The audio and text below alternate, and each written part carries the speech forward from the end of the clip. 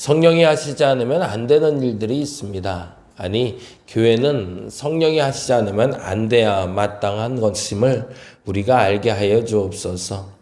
우리가 하는 게 아닙니다. 하나님이 하십니다. 그리고 하나님이 이루십니다. 하나님이 이끌어 가십니다. 우리가 신뢰하고 주님을 조금 더 인정하게 하여 주옵시고 주님을 맞이할 준비를 할 수 있는 저들 되게 하여 주옵소서. 마지막 때 주님을 만나는 것이 아니라 지금 주님을 만나 그 나라, 그 하나님 나라를 이루어가는 주의 백성들 되게 하여 주옵소서. 또 이렇게 한 주를 시작합니다. 기쁨과 기대를 가지고 시작하는 한 주 되게 하시고 어제의 아픔, 어제의 속상함도 깨끗이 지워지고 내일을 준비할 수 있고 이번 한 주를 주의 은혜로 채워갈 수 있는 한 주 되게 하여 주시옵소서. 오늘도 감사합니다. 고마우신 예수님 이름으로 기도드렸습니다. 아멘, 아멘. 오늘은 사순절 11일째 말씀은 이사야 35장 1절에서 2절 말씀이 되네요. 사순절 말씀 저는 개인적으로 굉장히 좋게 지금 읽어가고 있는데 여러분도 함께 읽어가며 깨달음 얻으시기 바랍니다. 35장 1절에서 2절이면 구약성경 1006페이지 어간이 되네요.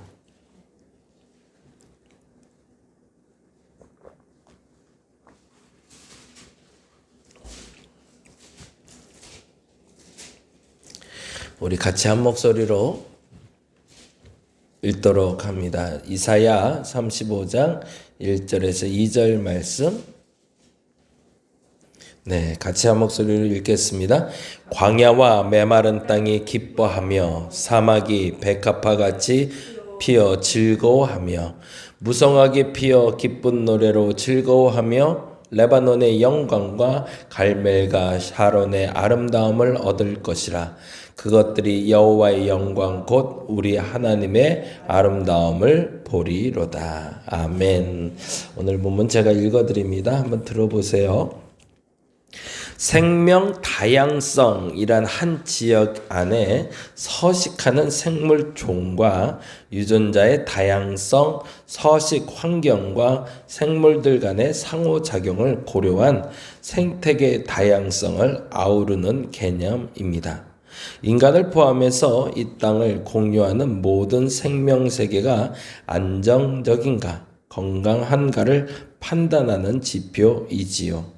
신앙의 눈으로 볼 때 생명 다양성은 창조의 섭리이며 하나님의 감탄과 함께 성서에 기록된 최초의 아름다움입니다.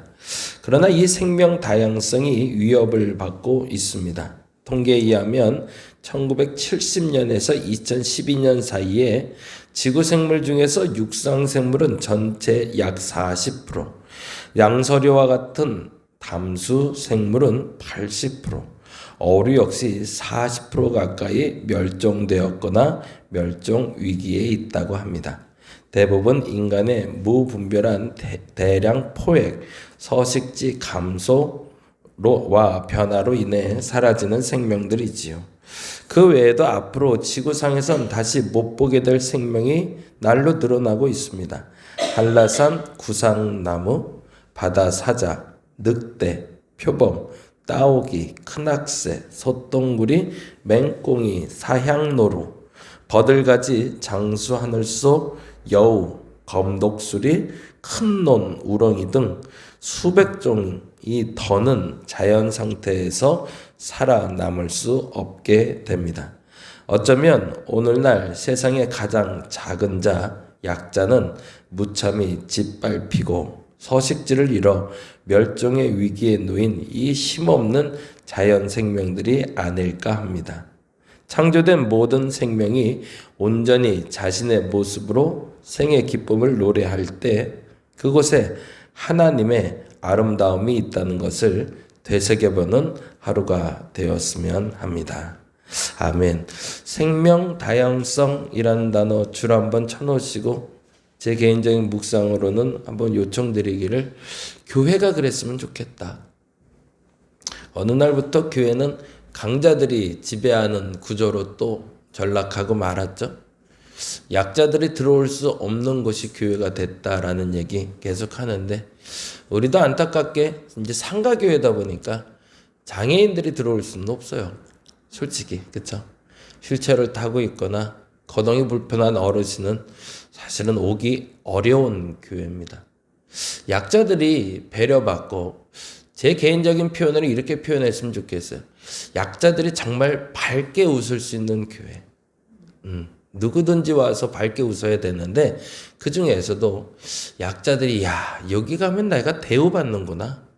여기 가면 근데 특별 대우가 아니라 나도 똑같이 저 사람들과 같이 웃을 수 있고 같이 대우받는 자리가 이곳이구나 라고 말할 수 있는, 그래서 교회 생태계 내에서 멸종하는 인류가 없기를 함께 기도하는 오늘 한 날 되었으면 좋겠습니다. 누가복음 말씀이 오늘 말씀이고요. 신앙생활에 대한 이야기를 할 텐데요. 누가복음 11장 말씀이 됩니다. 오늘 말씀 같이 봅니다. 누가복음 11장 1절에서 4절 말씀이 됩니다.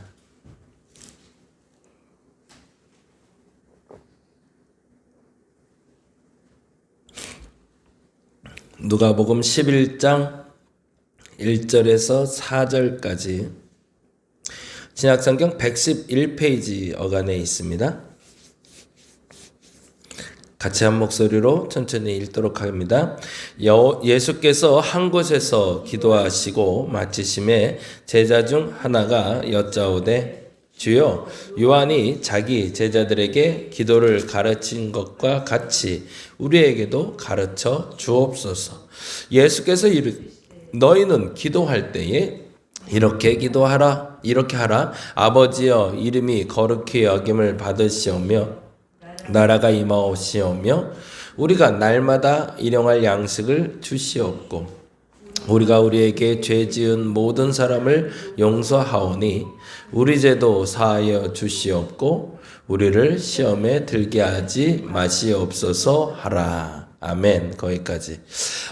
재미난 건요, 주기도문을 가르쳐 주시면서 5절에 바로 기도를 연결시켜 주시는 단어가 나온다는 거예요.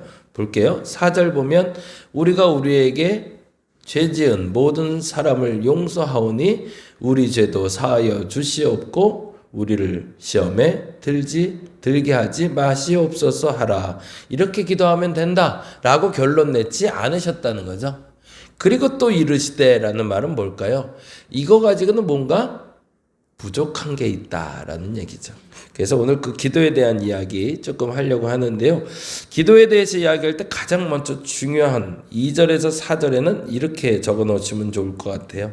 주문이 아니다. 주문이 아니다. 우리는 어느 날부턴가 주기도문 그리고 사도신경은 암송하게 되어 있습니다. 굉장히 좋은 습관이었던 것 같아요. 제가 주기도문하고 사도신경을 외운 게 초등학교 1학년 때거든요. 근데 초등학교 1학년 때는 교회를 안 다닐 때였어요. 교회를 안 다니는데 누군가 주기도문하고 사도신경을 알려줬어요. 그래서 그걸 외우면 간식을 줬어요. 그래서 간식 때문에 외운 게 주기도문하고 사도신경인데, 제가 이번에 하고 싶은 게 사실은 그 일이긴 한데요. 매주 토요일마다 빌라가 있었는데, 저희가 이제 대치동 살 때 대치동에 8가구가 사는 빌라가 하나 있었어요. 옛날에는 빌라에도 마당이 있었고, 그리고 온 가족이 같이 모여 사는. 그리고 그때는 어제 전도 나갔다가도 그 얘기 했는데, 옛날에 그랬잖아요. 뭐 핸드폰이 있어요. 연락할 방법 없잖아요. 그러면은 밥 때가 되면 각자 엄마들이 다 창문을 열고, 누구야 들어와. 밥 때 됐어. 지금 안 들어오면 밥 없어. 그러면은 우 하고 가서 밥 먹고 저녁에 또 나와서 놀고 이럴 때. 그러다가 어떤 애들은 집에 엄마가 없으면 그때는 어떻게 했죠? 기억나세요? 그냥 친구 집으로 같이 가요. 그러면 그 집에 밥 하나 그냥 더 얹혀져 주시고 같이 얻어먹고 놀고 그랬던 문화가 있었던 게 옛날이었어요. 근데 그 중에서 유독 그런 걸 잘 베푸는 집이 있었어요. 야, 누구야 밥 먹어? 그럴 때, 야, 누구야 친구들 같이 와서 밥 먹어? 이런 분들이 있었어요. 근데 그 중에 한 가정이 매주 토요일마다 아이들을 모아놓고 그렇게 간식을 주셨어요. 니들 노는데 다 들어와서 밥 먹어. 그러고서 뭐도 해주고 뭘 먹었는지 기억 안 나는데 하여튼 잘 먹었어요. 근데 그분이 그러셨어요. 와서 먹는데 먹기 전에 기도해야 돼 그러시는 거예요. 근데 우리는 혈안이 돼 있는 게 있죠. 먹는데 바쁘지 뭘 시키든 뭘 못하겠어요. 그래서 그때 가르쳐준 게 주기도문 사도신경. 그리고 시간이 지나서 나중에 알고 보니 이제 그분이 그런 얘기를 하셨대요. 제가 기억나는 건 아니고 아마 어머니한테 들었나 나중에 들은 얘기예요. 그때 당시에 이제 1970년대니까 1970년대에 조용기 목사님이 교회 개척하고 부흥된 이후에 이제 막 급성장할 때였나 봐요. 권사님들, 집사님들 대상으로 각 가정을 개방하라고 선포하셨대요. 그리고 각 가정을 개방해서 그 가정이 그 지역의 어린아이들을 품으라. 그리고 그 어린아이들을 품고 기도하고 작은 교회학교를 시작해라. 라고 얘기하셨대요. 그래서 그분이 그 사명으로 알고 저희 동네 그 8가구의 아이들을 모아놓고 주일학교를 시작하신 거죠. 사실은 그래서 제가 복음을 받아들이게 됐고 제가 지금 목사가 됐죠. 그분이 어떻게 살고 계신지 어디 계신지 모르겠어요. 근데 그분 아니면 제가 교회를 그렇게 긍정적인 좋은 이미지로 받아들이진 못했을 것 같아요. 우리 에어바운스 설치하고 하는 것도 사실은 그걸 하려고 그래요. 그냥 아이들이 와서 좋아해야 되잖아요. 좋지 않은 교회에 억지로 누가 와서 앉아있으려고 그러겠어요. 재밌고 좋아야 앉아있는 거지. 그래서 금요일날 전도하고 토요일날 초대해서 놀게끔 하려고 그래요. 사실은 지난주에는 딱 한 명 왔어요. 근데 그 한 명을 위해서 제가 후배 목사님들을 좀 초대를 했어요. 왜냐하면 후배 목사님들 자녀가 곧 또래가 있어서 애들 데리고 와서 놀아. 그랬더니 애들이 한 4시간 노니까 확실히 친해지더라고요. 그래서 막 잘 노는데 기대를 좀 해봅니다. 그래서 이 일이 긍정적인 일로 바뀌었으면 좋겠다라는 바람을 가져요. 근데 이 얘기를 하기 전에 먼저 이제 소급해서 말씀드렸던 주기도문에 대해서 말했던 게 그러다 보니까 어느 날부턴가 우리는 주기도문이 주문처럼 외워요. 그 의미를 잘 곱씹으면서 외우지 않는다는 거죠. 사도신경도 마찬가지. 근데 말씀드린 것처럼 주기도문은 주문이 아닙니다.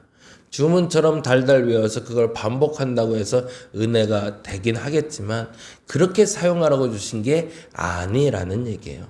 그래서 주기도문은 제가 지난번에 말씀드린 대로 외우실 때마다 낚시를 하시기 바랍니다.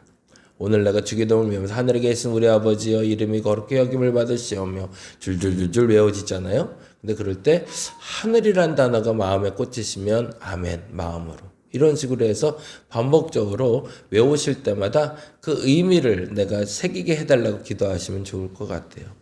그래서 주기도문이 완성이 아니다라고 말씀하시면서 이야기하는 게 5절이 돼요. 첫째, 주기도문은 주문이 아니라 가슴으로 하는 기도고요. 그래서 그 가슴으로 하는 그 주기도문에는 이러한 마음이 있어야 된다가 3가지가 나와요. 그 첫 번째가 5절에서 8절입니다. 5절에서 8절 이렇게 묶어 놓으시고 5절에서 8절은 무슨 얘기가 있는지 읽어볼까요? 또 이르시되 너희 중에 누가 벗이 있는데 밤중에 그에게 가서 말하기를 벗이여 떡 3덩이를 내게 구워달라. 내 벗이 여행 중에 내게 왔으나 내가 먹을 것이 없노라 하면 그가 내 안에서 대답하였대요. 이르되 나를 괴롭게 하지 말라. 문이 이미 닫혔고 아이들이 나와 함께 침실에 누웠으니 일어나 내게 줄 수 없노라 하겠느냐? 라는 말은 뭐예요? 8절이죠. 내가 너희에게 말하느니 비록 벗됨으로 인하여서는 일어나서 주지 아니할지라도 그 간청함을 인하여 거기다 줄쳐놨으면 좋겠네요. 그러면 기도는 어떻게 하라는 거죠? 간절하게 해야 된다는 거죠. 주문처럼 암송하는 것이 아니라 주기도문을 할 때마다 간절함이 있어야 된다는 거예요. 우리는 주기도문은 주문처럼 외우면 거기는 굉장히 차가워집니다. 근데 주기도문을 할 때도 간절함으로 우리가 기도할 때도 간절함이 담겨 있으면 그 기도는 응답된다라는 얘기죠. 그리고 또 하나 중요한 얘기가 9절에서 10절에 나옵니다. 너무 잘하는 구절이죠. 읽어볼까요? 내가 또 너희에게 이르노니 뭐라고 되어 있어요? 구하라 그러면 너희에게 주실 것이요, 찾으라 그러면 찾아낼 것이요, 그리고 뭐예요? 문을 두드리라 그러면 너희에게 열릴 것이니. 이 말은 간청이랑 맞는 말이죠. 근데 10절에 이렇게 되어 있네요. 읽어볼까요? 구하는 이마다 받을 것이요, 찾는 이는 찾아낼 것이요, 두드리는 이에게는 열릴 것이니라. 거기다 그렇게 적어주죠. 신뢰하라. 믿으라는 얘기죠. 기도는 주문이 아니라 가슴으로 하는 건데, 그러면 가슴에서 무슨 요동치는 무엇이 있어야 된다? 간절함이 있어야 된다. 그리고 그 간절함은 무엇을 동기로 해야 된다? 신뢰. 구하는 것마다 줄 것이고, 찾는 이에게 찾게 하실 것이고, 두드리는 이에게 열려 주실 그 주님을 신뢰하라는 거죠. 그리고 마지막 11절에서 13절 너무 중요한 단어가 나오고 있는데요. 같이 읽어볼까요? 너희 중에 아버지 된 자로서 누가 아들이 생선을 달라 하는데 생선 대신에 뱀을 주며 알을 달라 하는데 정갈을 주겠느냐? 너희가 악할지라도 좋은 것을 자식에게 줄 알거든. 하물며 너희 하늘 아버지께서 구하는 자에게 성령을 주시지 않겠느냐 하시니라. 이 말은 뭘까요? 응답된다라는 거죠. 거기다 적을게. 응답된다.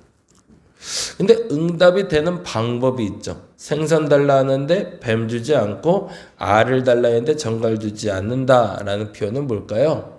그 응답은 바르게 된다는 얘기입니다. 내가 어떻게 기도하든 바르게 된다는 얘기가 아니죠. 전제는 뭐냐면 정말 간절한가? 정말 성령의 임재가 간절히 기도로 응답될 수 있도록 구하고 있는가? 내 필요에 대해서 정말 간절한가? 주께서는 그 질문을 먼저 하게 하셨고요. 두 번째, 그리고 정말 믿고 있는가? 네가 기도하면 응답받는 걸 정말 믿느냐? 라고 물어보시는 거고요. 그런 얘기는 어떻게 된다? 반드시 응답된다는 거죠. 신뢰하고 구하면. 다시금 요청드리고 싶은 건, 제가 어제 주일날도 그 얘기 드렸는데 교회 부흥이 시작될 것 같아요. 에즈베리 대학 얘기하면서도 계속 말씀드리고 있지만, 근데 그 교회 부흥의 시작은 누군가 자연스럽게 기도가 시작될 때예요. 진짜 기도. 그냥 나도 모르겠어요. 그냥 나도 모르게 기도하고 싶어라는 마음이 들 때 하나님 앞에 나오시기 바랍니다. 그것이 집이 될 수도 있고요.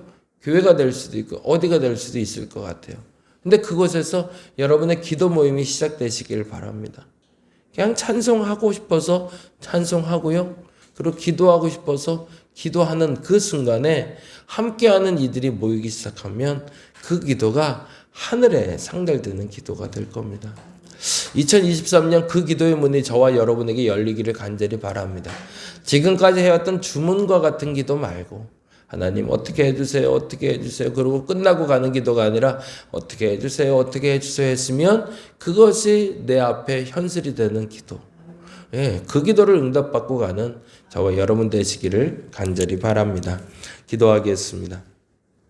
그렇죠. 하나님, 그저 시간이 남아 아니면 의무라 나와서 기도하는 시간 아니게 하여 주옵소서. 이 시간에 즐겁게 하여 주옵소서. 이 시간에 요차불피하게 하여 주옵소서. 너무너무 기쁘고 감사한 게 기도 시간 되게 하시고, 너무너무 감사하고 행복해서 그 기도 시간을 한 번 더 갖고 싶은 게 우리의 기도 시간 되게 하여 주옵소서. 무엇보다 성령이여 임하여 주옵소서. 당신의 도움 없인 기도할 수도 없사오니 하나님 마음껏 기도할 수 있도록 주 성령이여 나를 인도하여 주시고, 하나님 간절히 기도하게 하시고, 하나님을 신뢰하고 기도하게 하시고 바르게 응답하여 주시옵소서. 감사합니다. 고마우신 예수님 이름으로 기도드렸습니다. 다 같이 기도하고 돌아가도록 하겠습니다.